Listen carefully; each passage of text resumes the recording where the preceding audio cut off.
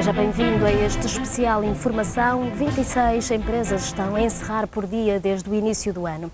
Muitas delas fazem parte do comércio tradicional que atravessa uma crise profunda. Para além das dificuldades que o país enfrenta e a consequente quebra no consumo, estas lojas vivem ainda com a concorrência dos centros comerciais. Muitos aguardam pelo Natal para tentarem equilibrar uma balança há muito negativa. Mas de que forma se pode dinamizar o comércio local? Será que o Natal pode salvar um ano inteiro? E como combater os centros comerciais? São questões que procuraremos responder neste programa. São meus convidados Nuno Camilo, da Associação de Comerciantes do Porto, Paulo Cunha, vice-presidente da Câmara Municipal de Famalicão, Jorge Pinto, do Sindicato dos Trabalhadores do Comércio, e Carlos Neves, vice-presidente da Comissão de Coordenação e Desenvolvimento Regional do Norte. Obrigado aos quatro pela presença aqui neste programa. Nuno Camilo, começo por si. Quantas lojas já encerraram no Porto desde o início do ano? Nós, os números que temos neste momento, há um encerramento na média dos 20 a nível do Distrito do Porto. A nível nacional, os números prendem-se essencialmente a nível de 100, mas quando falamos aqui no comércio, também falamos em alguma parte dos serviços que está no âmbito da Confederação do Comércio. Mas 20 por quê? Por mês? 20 por mês. 20 por dia e 100 por dia a nível nacional. 20 por dia no Porto e 100 a nível nacional. E no resto do Norte, consegue saber os números? É um bocadinho mais que o Porto, tendo em conta a dimensão geográfica, andará à volta dos 35 a 40. Qual é o grande problema? Bem, nós hoje olhamos para... Primeiro, há uma taxa de desemprego elevadíssima no país e há uma falta de poder de compra das famílias. Estes são problemas estruturais. E depois podemos ir a alguns problemas legislativos, como a lei do arrendamento, como a elevada carga fiscal que neste momento nós temos. Houve uma alteração substancial no que diz respeito, por exemplo, à questão da restauração, passou de 6% para 23% em algumas situações e vemos hoje também uma desregulação do mercado por completo. Nós, quando falamos nesta desregulação, estamos a falar, por exemplo, na liberalização dos horários das grandes superfícies.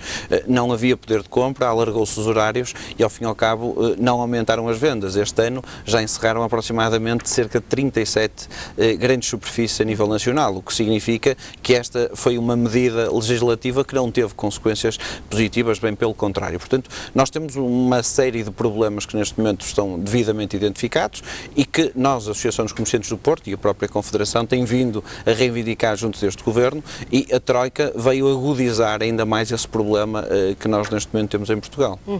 E são de facto vários os problemas e os motivos que levam a este encerramento, mas essencialmente o poder de compra é aquele que vos está a afetar mais.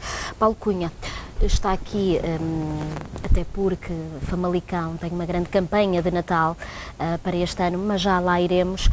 A questão que lhe coloco agora é que a crise no comércio leva também a problemas a nível social e económicos nas cidades, principalmente nos centros urbanos. Bom, de facto é verdade, nós enquadramos o comércio tradicional no contexto daquilo que nós chamamos a habilitação, a reabilitação urbana, e sabemos que a crise que afeta o comércio também é uma crise geradora de dificuldades no contexto da centralidade das nossas vilas e nossas cidades, provocando alguma desertificação e algum redimensionamento do ponto de vista da sua organização. É por isso que nós achamos que existem instrumentos que nós devemos colocar no terreno para que possamos, digamos que, reavivar, fortalecer e criar condições para que o comércio tradicional possa ter um dinamismo diferente e, acima de tudo, apostamos em políticas que potenciem a centralidade e, principalmente, em instrumentos que façam com que as pessoas se desloquem para o centro das cidades e das vilas, porque sabemos que, através dessa atratividade dos cidadãos e dos consumidores, estamos não só a potenciar o desenvolvimento do próprio comércio tradicional, mas também a trazer vida ao centro das vidas das cidades, porque acho que a questão do comércio também deve ser colocada em paralelo com a questão da vitalidade do centro das nossas cidades. Porque há depois a outra questão, é a fuga de pessoas dos centros das cidades, que também haverá de promover a crise no comércio tradicional ou nas lojas de proximidade.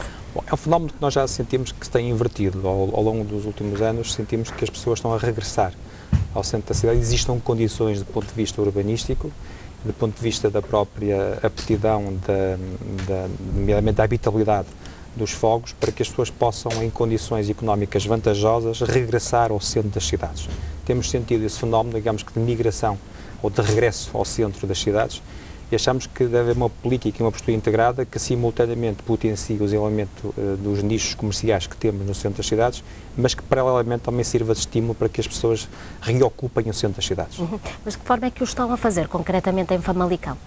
Estamos a fazê-lo com algumas políticas fiscais, nomeadamente no apoio aos comerciantes. Relembro, por exemplo, que isentamos de rama as unidades empresariais cujo volume de negócios não ultrapassa os 150 mil euros anuais, onde se incluem cerca de 2/3 das empresas famalicenses e onde estão, se não todos, uma esmagadora maioria dos pequenos comerciantes, mas também ao nível, por exemplo, do IMI, assistimos a estar numa redução da taxa do IMI, porque sabemos que muitos dos comerciantes tradicionais são também proprietários e a carga fiscal, como aqui já foi referido, é um fator também relevante no contexto económico das nossas pequenas empresas, mas principalmente ao nível de políticas de reabilitação e de reordenamento do território e de dinamização, nomeadamente iniciativas culturais, lúdicas e recreativas que servem como estímulo, como atratividade, como polo de atração à vinda de pessoas ao centro das cidades e das vilas.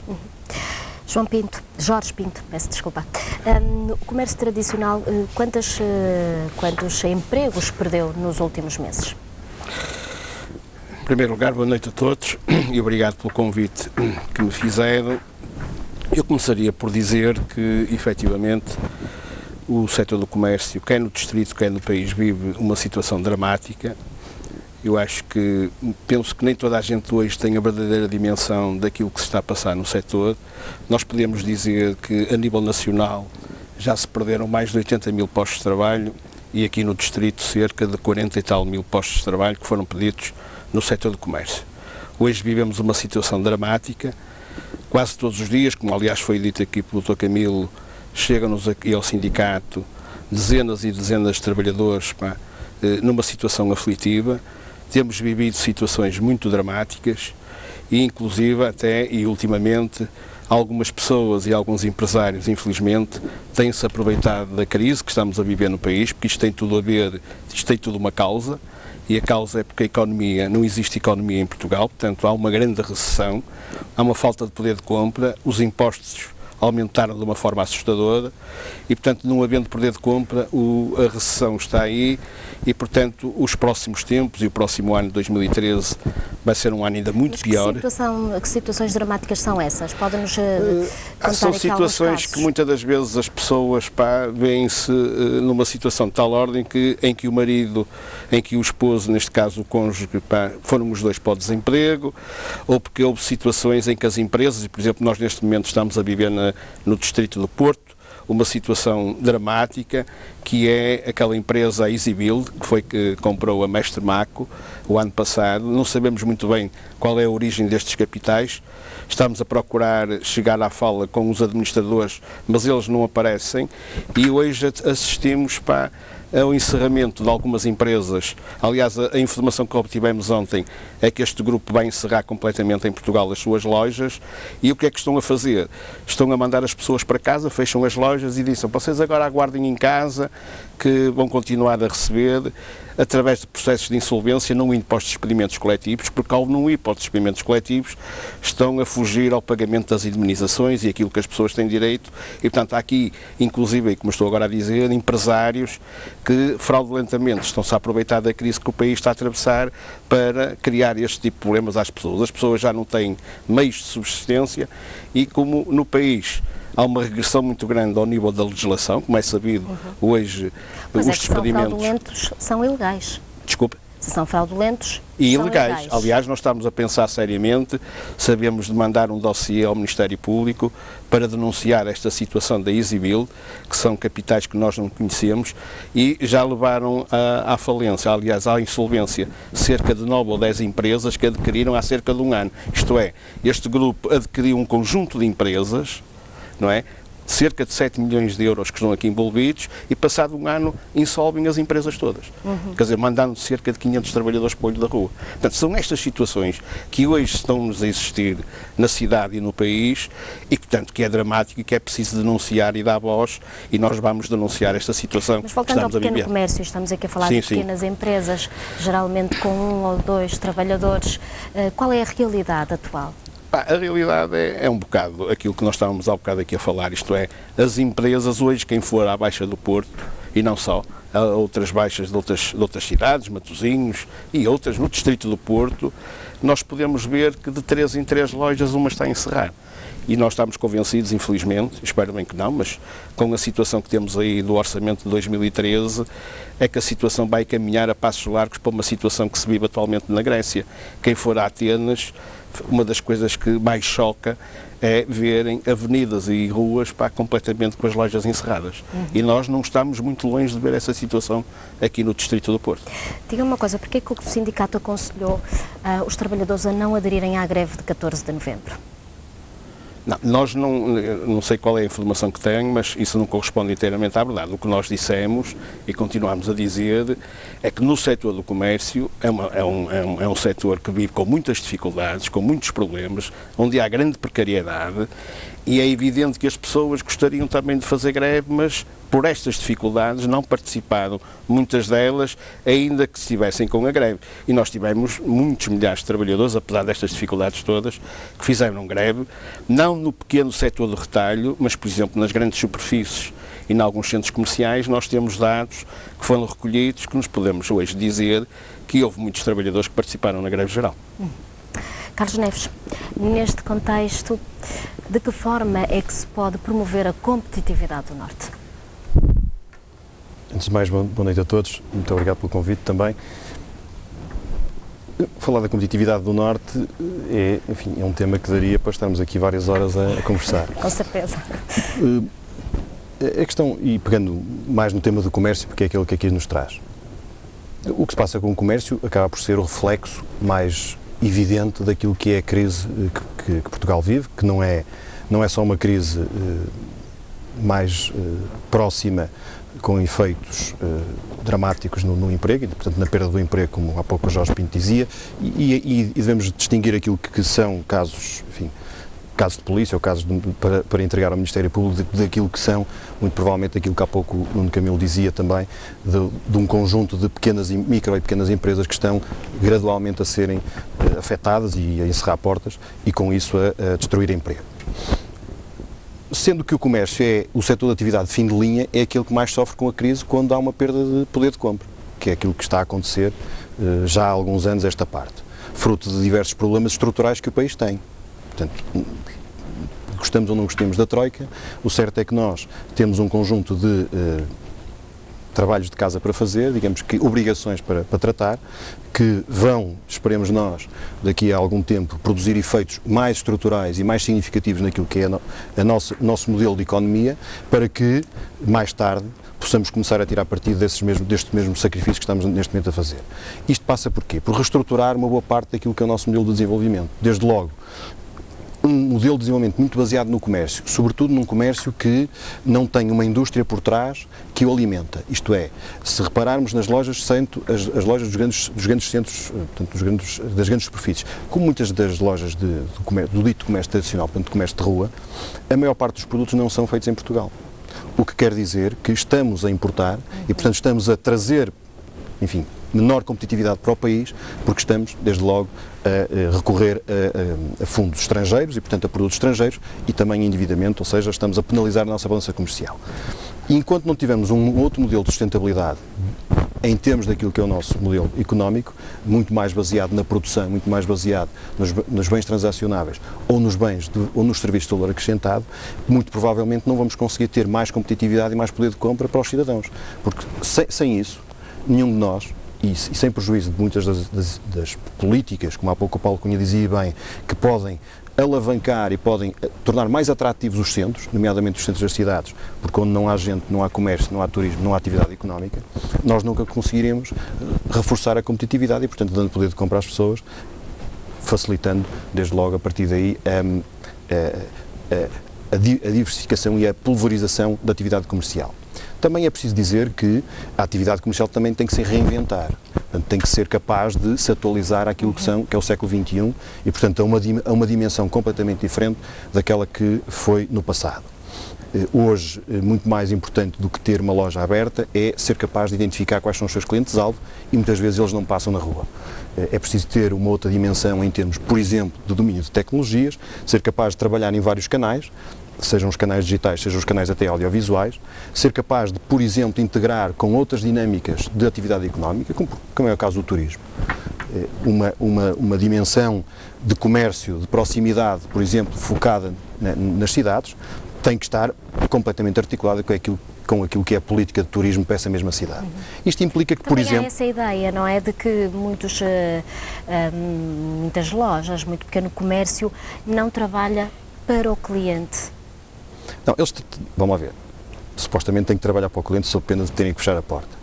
A forma é como é que trabalham para o cliente. No contexto da modernização e ver as novas tendências e ver aquilo que os clientes agora procuram. Pois, há duas dimensões a esse respeito. Uma é a falta de visão que muitas empresas possam ter, e sem prejuízo daquilo que há pouco também se dizia dos empresários. Enfim, temos que ter em primeira instância que são os empresários, sobretudo os do comércio, que dão mais emprego em termos daquilo que é o tecido empresarial e do tecido do emprego no país. Portanto, é preciso termos em forte linha de conta, e eu que antes de assumir funções públicas fui empresário durante muito tempo, portanto tenho um grande respeito pelos empresários, e é preciso dizer que o caso que há pouco foi apontado por Jorge Pinto não é o paradigma do empresário de comércio. O empresário de comércio vai, às vezes, até para lá do limite daquilo que é a sustentabilidade do seu negócio e faz um esforço, muitas vezes, para além, como digo, desse mesmo limite, para manter os postos de trabalho e para manter a loja aberta. Agora, para além dessa falta de visão, absolutamente, pagar ordenados e impostos, também muito relevantes, como há pouco foi dito. Agora, é preciso ter em linha de conta que, para muitos empresários, faltam recursos para fazer esse processo de modernização. E quando há uma degradação das vendas e quando os recursos, nomeadamente o acesso ao crédito, não existe, os empresários ficam de facto condicionados a fazer muito da modernização que podiam fazer no sentido de conseguir atrair mais clientes. Agora, é preciso também dizer que esta articulação, por exemplo, à volta desta mesa temos entidades de diversa natureza. Entidades da administração do Estado, municípios, representantes de empresas e representantes dos trabalhadores. Portanto, nós todos temos que estar alinhados e articulados para trabalhar para a solução. Cada vez mais as soluções para os problemas complexos que o país tem passam necessariamente por um processo de rede, um processo de parceria e de articulação. Enfim, podemos fazer muitos diagnósticos e se calhar quase todos estão feitos.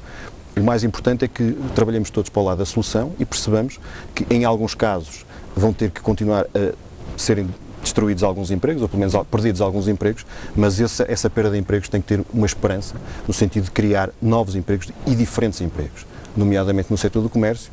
Lá está, numa articulação, por exemplo, entre o comércio, o turismo e alguns serviços que as próprias cidades têm para oferecer, e numa lógica também de articular com outros setores da atividade económica, como é o caso da indústria, numa perspectiva de sermos mais produtores e menos consumidores, por sob pena de não conseguirmos ter um modelo sustentável. Nuno Camilo. Eu não posso concordar com algumas das questões que colocou, uma vez quando diz que o comércio precisa de ser reinventado. Nós neste momento, hoje, na cidade do Porto, é a realidade que eu conheço melhor, já temos lojas que comunicam nos diferentes canais, já têm um horário completamente alargado. Claro que temos outras que ainda têm um modelo ainda tradicional de abrir às 9, fechar ao meio-dia, abrir às 2 e fecharem às 7. Mas hoje os comerciantes já têm uma perspectiva diferente de estarem nas suas lojas. Já não são um comerciante passivo que está à espera que o seu cliente venha ao encontro da loja, e é um comerciante mais ativo, no qual já utiliza SMS, já manda newsletters, já faz campanhas de comunicação com os seus clientes, já tem bases de dados, coisas que há 10 ou 15 anos atrás não existia. Mas o que eu acho que é importante é nós percebermos que, na verdade, existem uma dificuldade de financiamento, é verdade. Nós hoje temos a banca a dificultar o financiamento às empresas e existem problemas de tesouraria graves. Temos, por exemplo, a questão do IVA, que muitas vezes poderia haver uma conta corrente com o Estado para quebrar esse problema de liquidez que as empresas têm, mas também o essencial aqui é haver uma falta de desemprego substancial. O Governo apresentou recentemente uma medida que é o Mais Emprego, vocacionada para os jovens, e que nós, a Associação dos Comerciantes do Porto e a própria Confederação felicitou e participou e foi parte integrante deste projeto, mas era preciso mais, era preciso ir mais longe. Eu, por exemplo, recordo-me que existem projetos de modernização de comércio que neste momento estão em vias de acabar. O Urbocão, por exemplo, foi um projeto que existiu em tempos de reabilitação urbana e que nós nas cidades precisamos ter uma reabilitação urbana forte, e vemos hoje a cidade do Porto e outras cidades que se não existir reabilitação urbana, são zonas cinzentas e completamente apagadas. Agora, há uma realidade que nós não podemos descurar. A cidade do Porto, nos últimos 10 anos, sofreu um flagelo muito grande, que é o flagelo das obras que teve. Nós tivemos as obras do Porto 2001, que afastou uma série de pessoas e de empresas do centro da cidade, e também tivemos a questão do metro, que há uma mudança dos hábitos do consumidor. Se o consumidor antes andava à superfície numa rede de transportes da STCP ou noutra empresa, neste momento o consumidor pode entrar na Maia, sair em Vila Nova de Gaia e não circula na cidade. Portanto, há aqui uma mudança de hábitos considerável. Não, mas estamos a falar de obras que já têm 10 anos. Mas que nós temos que perceber que, por exemplo, quando abre uma grande superfície, não fecham no dia seguinte 10 empresas.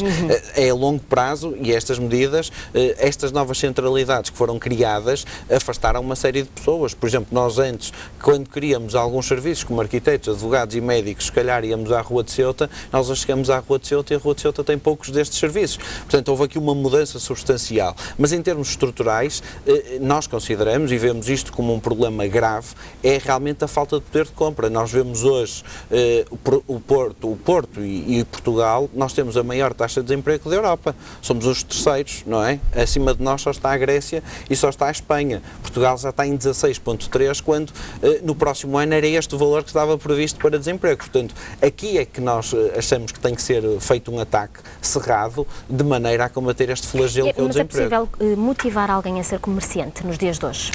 Nós, felizmente, na Associação dos Comerciantes, ainda hoje assinei fichas de novos associados. Portanto, significa que há pessoas que arriscam e que têm essa capacidade.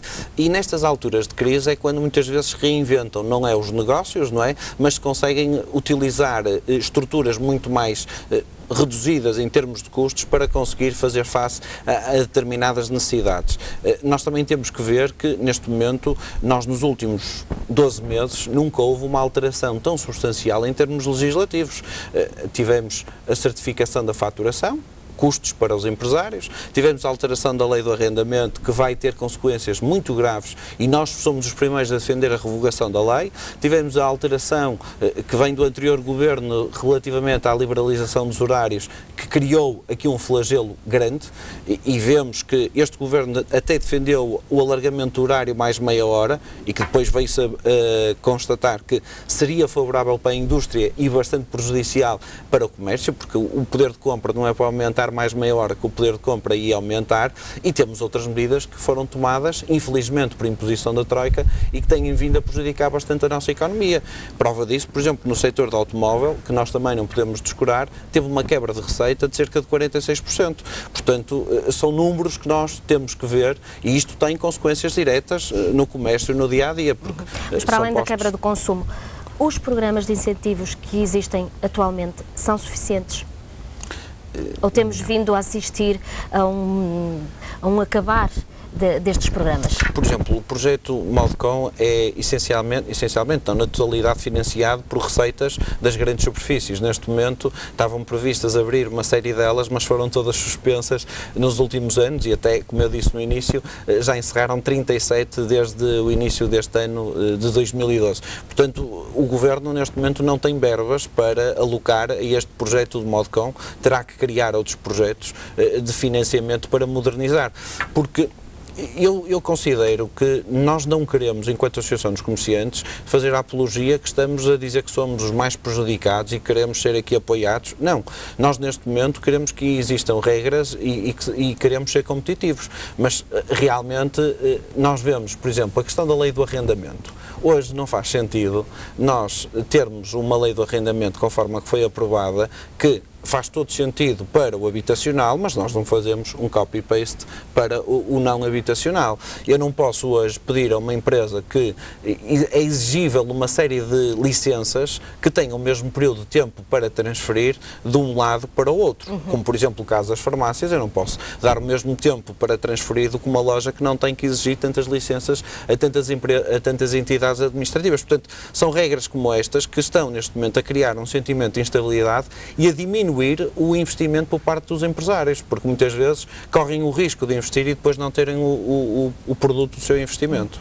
Paulo Cunha, há pouco o Camilo falou aqui da questão da reabilitação. Nesta altura de crise que o país atravessa, e sabemos as dificuldades que as autarquias vão tendo para fazer face às despesas do dia-a-dia, é possível às autarquias, ou neste caso à Câmara Municipal de Famalicão, ter um projeto de reabilitação? Bom, a Câmara Municipal de Famalicão tem um projeto de reabilitação do seu centro urbano e achamos que o investimento que se faz na reabilitação é um instrumento ao serviço de uma política de marketing territorial cujo objetivo é tornar o território atratível. Se nós queremos que a nossa comunidade se desenvolva, se queremos atrair pessoas a que se fixem na área do nosso concelho, a que lá possam desenvolver os seus projetos de negócio, lá possam viver, estudar, trabalhar, nós temos que usar instrumentos e temos que usar as políticas públicas de investimento com o objetivo de fazer delas ferramentas com o propósito de gerar essa mesma atratividade. E temos desenvolvido essas políticas, quando há pouco falava que o comércio tradicional vive paredes meias com a habitação, queria dizer que o centro das vilas e das cidades tem que voltar a ser habitado. Não quer dizer que o problema da habitabilidade do centro das vilas e das cidades seja a única solução ou o instrumento mais decisivo até para que o comércio tradicional encontre solução para os problemas que o afetam na atualidade. Mas estou certo que é um instrumento, que é um utensílio, que é uma forma que claramente ajuda também o comércio tradicional a se enraizar no contexto geográfico em que se insere. E as câmaras municipais têm que saber dosear a energia e o investimento que querem canalizar para esse setor. Nós, em Famalicão, temos procurado fazê-lo. Uma parte muito significativa da cidade já foi objeto de intervenção e já foi objeto de reabilitação. A questão do estacionamento é uma questão também importante que se coloca. Sabemos que o comércio tradicional convive e concorre com as médias e grandes superfícies. Também é preciso criar soluções do ponto de vista do estacionamento que permitam e que ajudem o comércio tradicional a ser mais atrativo, que ajudem as pessoas a que o procurem e o frequentem, e é preciso criar condições do ponto de vista da chamada conjuntura que envolve o espaço comercial e que torne mais fácil e mais atrativo ao consumidor que procura no comércio tradicional a solução e os artigos que pretende adquirir, mas às vezes, por exemplo, a questão do estacionamento pago, muitas vezes é visto como uma solução que traz condições para que as pessoas possam se movimentar e possam usar transportes próprios, além de uma boa rede de transportes públicos, também são soluções. Ou seja, é possível e é preciso que existam políticas públicas que sirvam como ferramentas, não numa ótica de excessivo protecionismo. Eu concordo com o Nuno Camilo quando há pouco dizia que o comércio tradicional não reivindica uma proteção que ultrapassa a medida e que vai além daquilo que é a discriminação positiva que o setor reclama e justifica. Porque a questão que se coloca é uma questão de concorrência, é uma questão de desnível, uma questão de desigualdade tremenda que existe claramente entre o pequeno comerciante e a média e a grande superfície. E os agentes públicos, as autarquias, através das suas políticas públicas, não podem ser indiferentes a essa realidade e sabendo nós, como sabemos, que a subsistência do comércio, como dizia há pouco o Jorge Pinto, quando citou o exemplo da Grécia, é essencial até do ponto de vista da paisagem e da arquitetura de uma cidade, ver uma cidade com o comércio tradicional pujante, com lojas abertas ao público, com dinamismo comercial, com atratividade, com pessoas, isso obviamente fortalece as próprias cidades e é nesse contexto que as câmaras municipais devem adotar políticas de investimento. Mas diga uma coisa, há projetos que não têm saído da gaveta por falta de verba? Não propriamente. No contexto do apoio comunitário, alguns projetos acabaram por não ser executados como desejaríamos. Existem outras circunstâncias que têm atrasado a execução de outros projetos, porque os projetos de intervenção no meio urbano têm que ser, obviamente, conciliados, por exemplo, com a questão da planificação, nomeadamente dos planos diretores municipais. Ou seja, há uma série de instrumentos que jogam, formando um verdadeiro puzzle, para que o centro urbano seja objeto de atenção devida. Não parece que a questão, neste momento, se deva colocar exclusivamente no aspecto ou na dimensão financeira dos meios, pese embora saibamos que a existência de recursos financeiros, nomeadamente de apoios em sede de quadro comunitário, ajuda, e de que maneira, a que as políticas públicas sejam mais assertivas a esse nível. Jorge Pinto, há pouco já falamos aqui um pouco da questão da modernização. É verdade ou não que a estrutura empresarial, as pequenas empresas, estão envelhecidas e são pouco competitivas?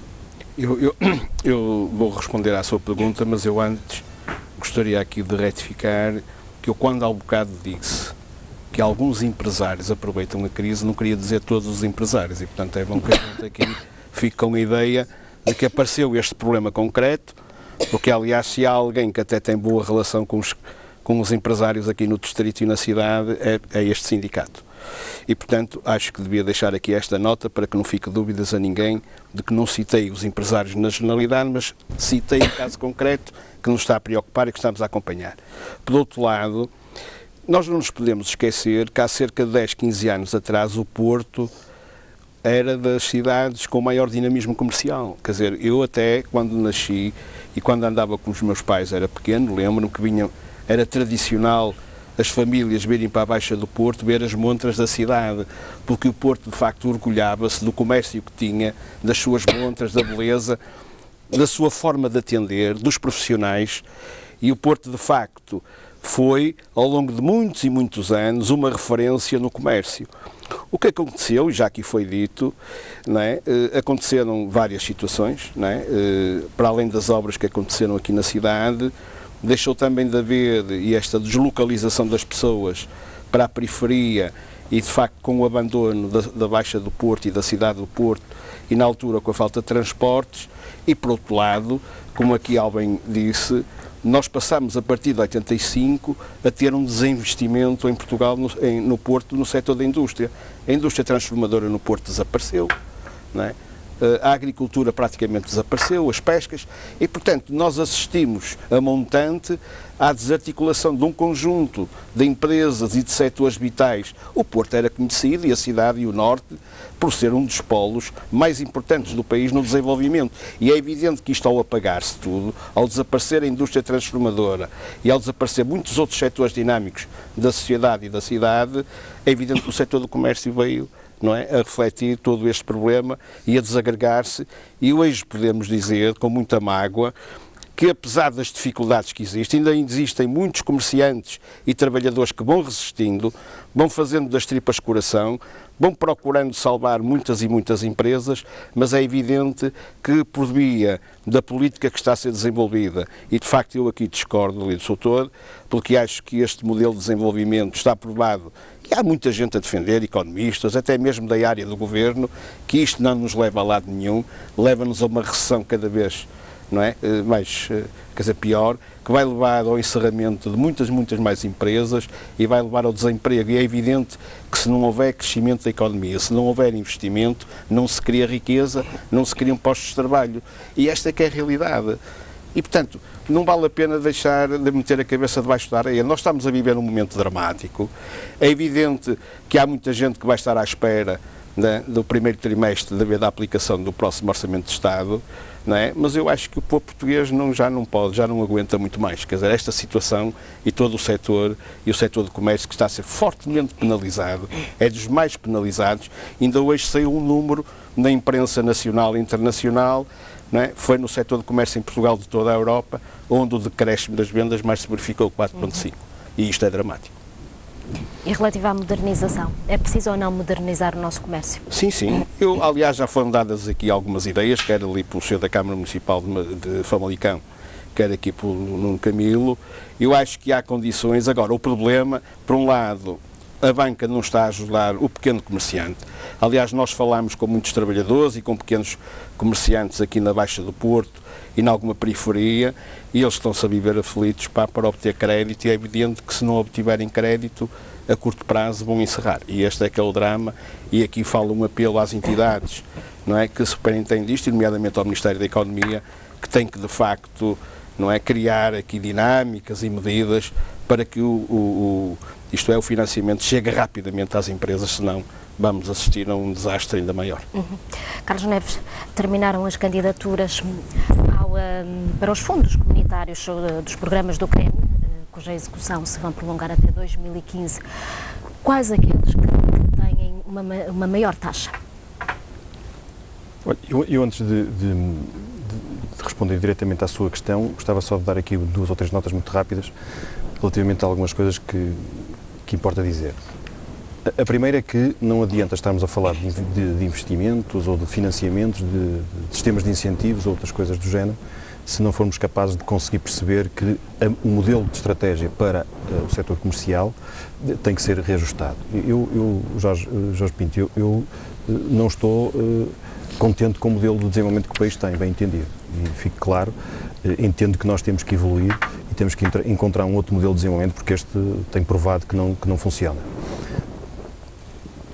Sistemas de incentivos à modernização do comércio, como por exemplo o caso do Modcom, e foi aqui bem referenciado, podem muitas vezes não ser o suficiente, porque mais do que a modernização, o que importa é a inovação.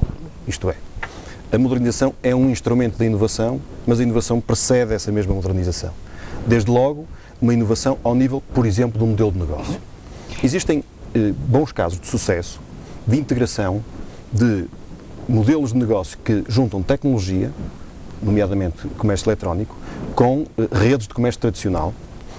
Há um exemplo aqui, bem perto de nós, aqui na Zona Norte, uma empresa que fatura 25 milhões de euros, que tem uma plataforma de comércio a nível global, está interligada com redes de lojas de marca, portanto, obviamente de valor acrescentado, da Europa, e, portanto, o cliente compra na plataforma e vai buscar à loja. E, portanto, criamos aqui, quando há pouco dizia a reinvenção do modelo de negócio, do comércio, não é tanto algumas das coisas que o Nuno, e muito bem disse, que já é a aplicação de tecnologia, portanto já é alguma modernização, mas nós temos que subir um pouco na cadeia de valor e, portanto, entrar na inovação, seja ao nível dos modelos de negócio, seja ao nível dos produtos e, portanto, trabalhar outro tipo de produtos. Vamos dar um exemplo. As livrarias hoje terem associadas pequenos espaços até de restauração ou de cafetaria, e há bons exemplos em que isso funciona e, portanto, o cliente que vai comprar cultura ou outro tipo de produto, um produto de conhecimento, tem também um espaço de lazer e que pode conviver e pode inclusive desfrutar e até aumentar a sua compra. Como também o contrário, espaços de restauração que também vendem cultura e, portanto, embrulham no produto outro tipo de serviço para o cliente. E, portanto, estamos aqui a falar de inovação no produto, inovação no serviço, inovação no modelo de negócio. A interligação entre as plataformas tecnológicas com o comércio tradicional é inevitável, sob pena de, lá está, quando temos menos recursos, não temos capacidade de endereçar públicos tão abrangentes. Por outro lado, há aqui uma dimensão muito importante. Temos uma rede, um setor comercial desajustado relativamente àquilo que é o poder de compra atual da população. E, portanto, necessariamente o ajustamento tem que ser feito. Vai ser doloroso? Claro que sim. Não tenhamos ilusões, vai ser doloroso. Agora, ele pode e deve ser induzido para um outro modelo, lá está, um modelo em que, por exemplo, haja muito mais associação entre empresários do setor comercial, em que aquilo que hoje se fala muito de que criar massa crítica em termos daquilo que são as empresas, que são muito atomizadas e que muitas delas percebam que não podem estar na mesma rua a concorrer umas com as outras, sob pena de nenhuma delas ser sustentável, mas podem cooperar. E pode haver, por exemplo, modelos de cross-selling entre empresas que aparentemente eram concorrentes na véspera e no dia seguinte são parceiros. Mas aquilo que está a dizer é que antes de uma loja abrir devia haver mais rigor, ou seja, não haver essa tal competitividade que me diz 3 lojas que concorram entre elas. Bom, antes de uma loja abrir, o comerciante ia fazer um estudo de mercado. E pode ser um estudo de mercado todo muito elaborado, muito estruturado, ou pode ser um estudo de mercado, enfim, um bocadinho mais por intuição. É lógico que entre um e outro o risco do negócio é completamente diferente. Eu não vou dizer que quem faz os estudos de mercado mais estruturados são os comerciantes, os empresários que têm mais sucesso, não, porque há aqui uma dimensão não necessariamente matemática que muitas vezes ajuda ao sucesso do negócio. E, portanto, o que digo é que antes de abrirmos um negócio, seja ele qual for, nomeadamente no caso do comércio, é preciso ter uma estratégia, é preciso ter uma orientação, é preciso saber o que é que vamos fazer e, sobretudo, conhecer o mercado que queremos endereçar. Ora, isso muitas das vezes faz com que nós tenhamos uma ideia de uma loja que podíamos abrir e, ao percebermos o local, percebermos a realidade urbana em que estamos inseridos, percebermos o contexto socioeconómico em que estamos inseridos, provavelmente faz-nos pensar em ou não abrir a loja, ou abrir uma loja diferente, ou abrir noutro sítio. Uma das questões importantes que há pouco foi referida, e vou pegando agora naquilo que podem ser o apoio, seja através de sistemas de incentivos ou de sistemas de financiamento. Há pouco o Jorge Pinto dizia que o Porto era reconhecido como de facto uma loja onde o comércio era pujante. Eu não moro no Porto, moro em Braga, portanto sou também um legítimo representante de uma cidade que tem uma forte tradição no comércio e onde, por exemplo, também aí é preciso reinventar, não só ao nível das empresas, mas também ao nível das infraestruturas. O caso da Rua de Santa Catarina, aqui no Porto, que é bem conhecida. A Rua de Santa Catarina devia ser um grande centro comercial. Provavelmente com uma cobertura na própria rua que permitisse que, independentemente das condições climatéricas, as pessoas pudessem desfrutar de um conjunto de lojas e ter, numa lógica urbana de loja de rua, que é aquela onde eu creio que todos nós gostaríamos. A rua de Sedufeita. Eu pessoalmente gosto muito mais de fazer compras no comércio de rua, porque tem um outro apelo até emocional e portanto, interligado com a rede viária, interligado, como há pouco o Paulo Cunha dizia bem, sobre a questão do estacionamento. Portanto, é preciso identificar todas as variáveis que contribuem para potenciar a tal competitividade que há bocado me falava, do negócio de comércio de rua, enfim, sendo certo que o negócio de grandes superfícies é também importante, porque também emprega muita gente, mas tem outras dinâmicas e tem outra capacidade de resistir, enfim, agora também já mais atacado, porque o poder de compra, a destruição do poder de compra afeta a todos. Agora, como tem outra dimensão crítica, nomeadamente através das entidades promotoras, consegue fazer face, ou pelo menos atenuar, o efeito de crise que se faz sentir.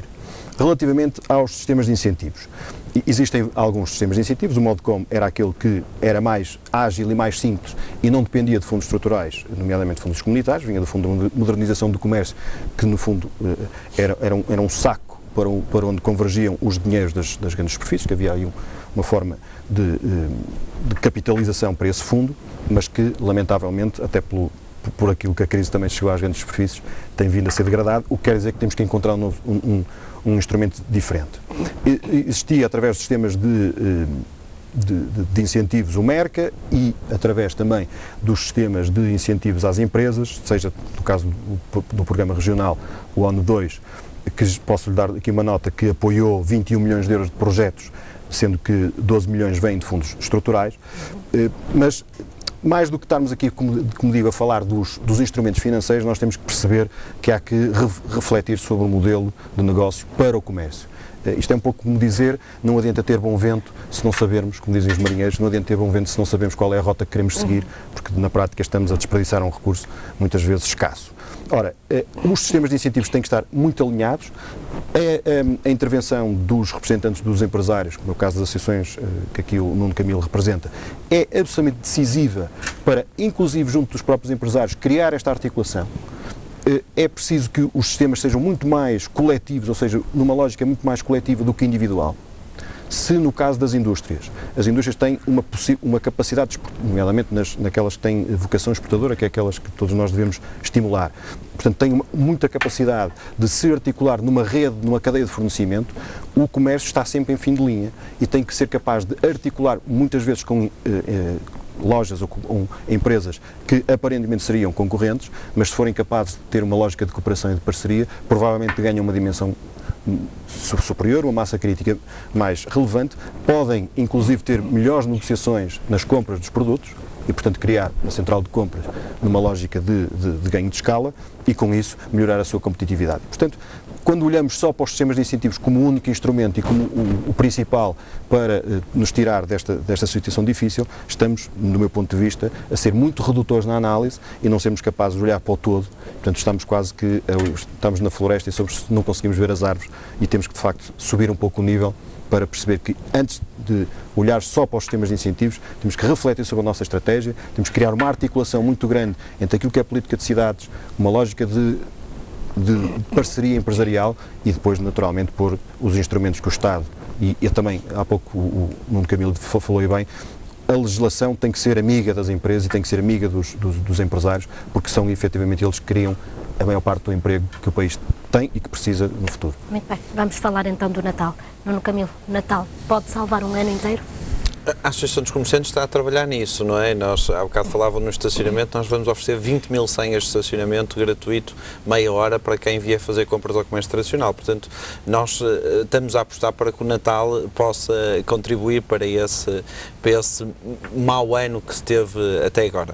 Eu tenho muitas dúvidas, sinceramente. Primeiro porque, se nós olharmos para o ano de 2011, o que aconteceu em 2011 foi que, no início de dezembro, nós já estávamos com promoções que eram eram idênticos a saldos que só deviam começar no dia 28 de dezembro. Portanto, já estávamos com promoções de 50% e 60%. Se isto aconteceu no ano anterior e não havia a taxa de desemprego que há hoje, este ano, por certo, que as pessoas vão ter uma contenção muito maior nas suas compras, e se antes ofereciam prendas, este ano se calhar só vão oferecer lembranças. Se antes ofereciam a um número significativo de pessoas à sua volta, aos amigos, à família, hoje se calhar só vão partilhar lembranças com aqueles que vão partilhar também a mesa na ceia de Natal. Portanto, a expectativa em relação a este ano é menos positiva.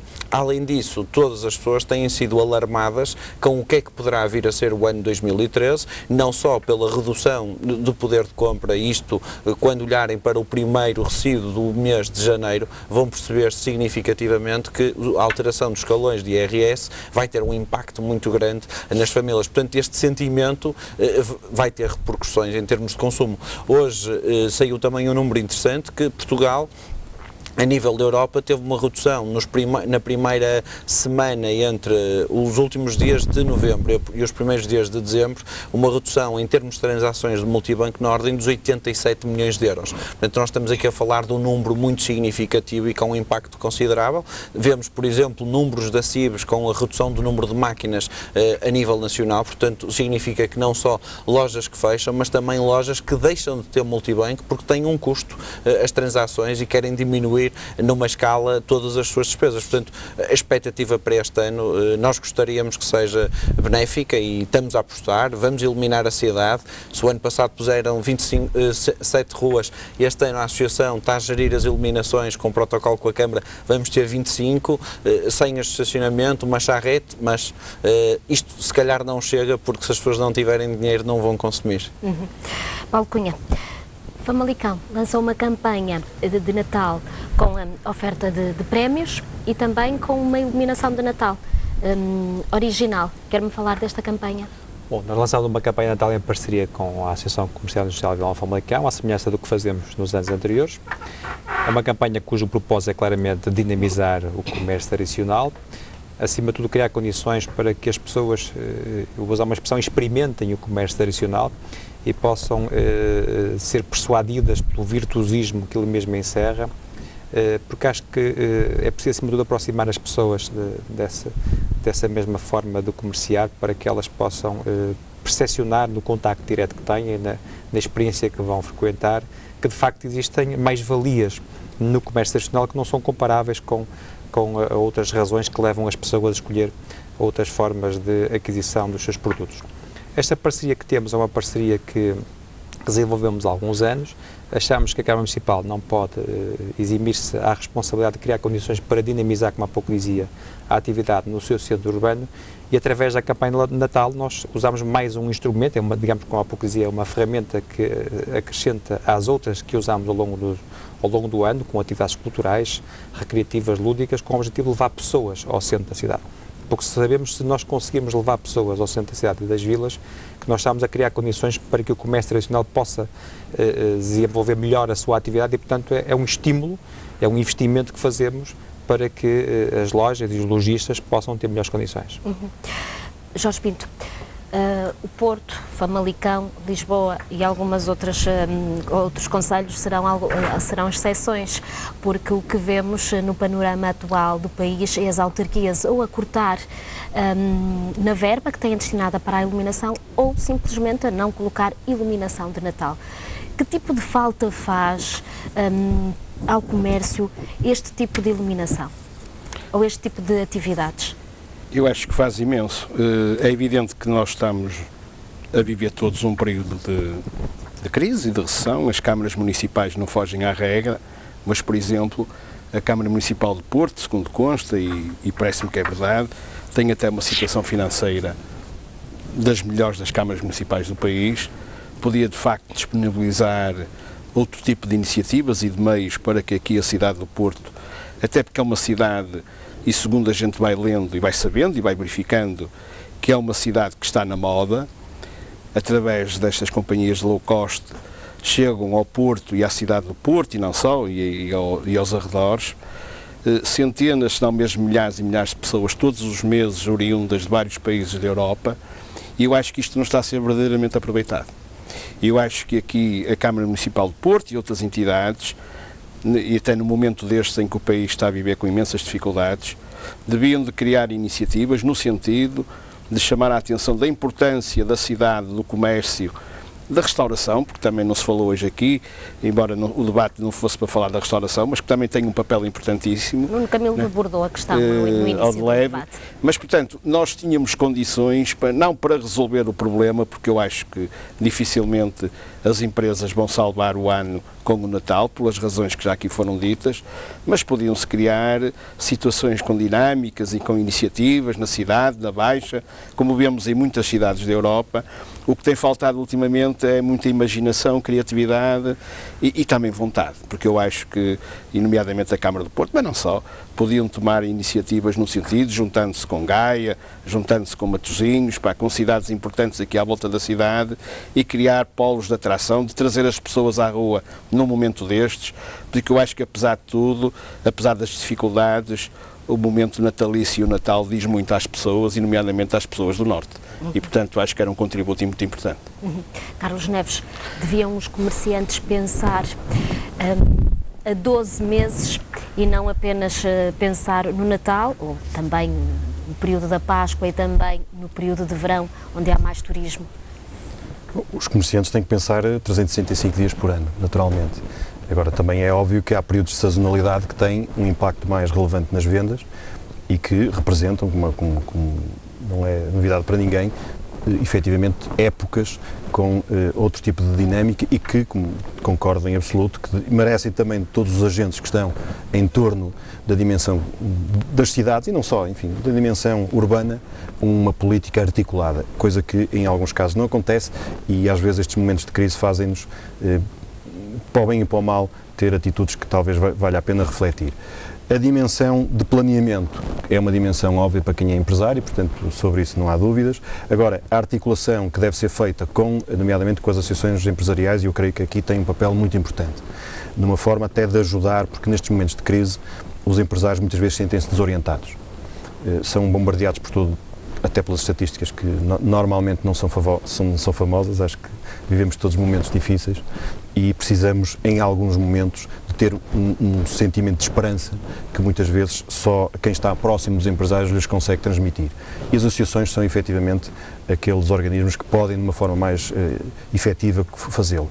Mas o Estado também tem uma obrigação nesse sentido, seja através dos seus municípios, portanto, que é uma forma de poder da administração próxima dos cidadãos, mas também organismos como o caso da Comissão de Coordenação, que terá que ser capaz, em articulação com os respectivos agentes, de formatar novas políticas de desenvolvimento para a região, como digo, perfeita articulação com as empresas, com as associações, com as câmaras municipais, com os representantes dos trabalhadores, de forma a que este flagelo que hoje nós enfrentamos, que é o desemprego, e que tem um impacto brutal no comércio, portanto não tenhamos ilusões, o comércio vai continuar a ter muitas dificuldades porque enquanto não conseguirmos baixar os níveis de desemprego e aumentar o nosso nível de riqueza, o comércio não vai ter bons dias no futuro. Há pouco o Nuno disse bem que as vendas de automóveis caíram 46%, é um indicador daqueles, é um daqueles highlights que normalmente são mostrados e é um reflexo daquilo que é a dificuldade e do poder de compra da população. Portanto, olhar para o negócio numa lógica global e, portanto, nos 12 meses, mas sempre numa perspectiva de sermos capazes de articular esforços e fazer mais parcerias, mais cooperação e, se calhar, trabalharmos todos juntos para a solução. Muito bem. E é com essa ideia que terminamos este programa. Agradeço aos 4 a presença aqui no Porto Canal e é assim que termina este especial Informação. Fique bem, fique na nossa companhia.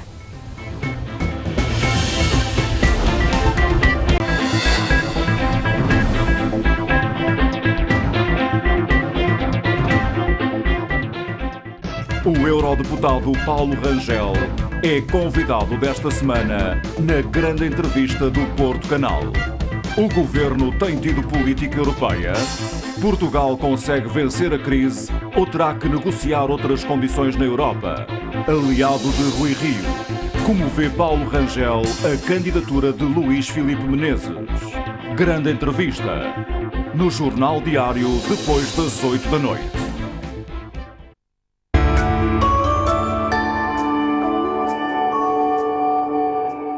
Our lives are not our own. We are bound to others.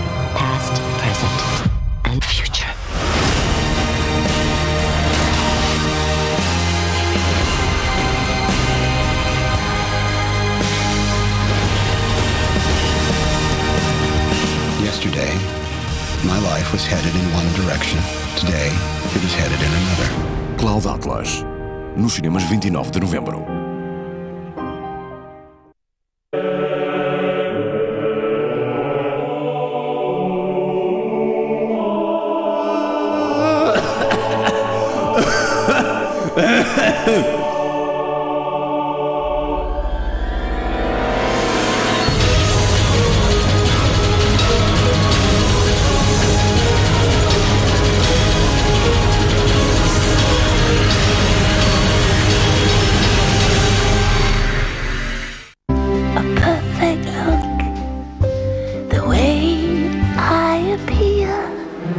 The presence of the ultimate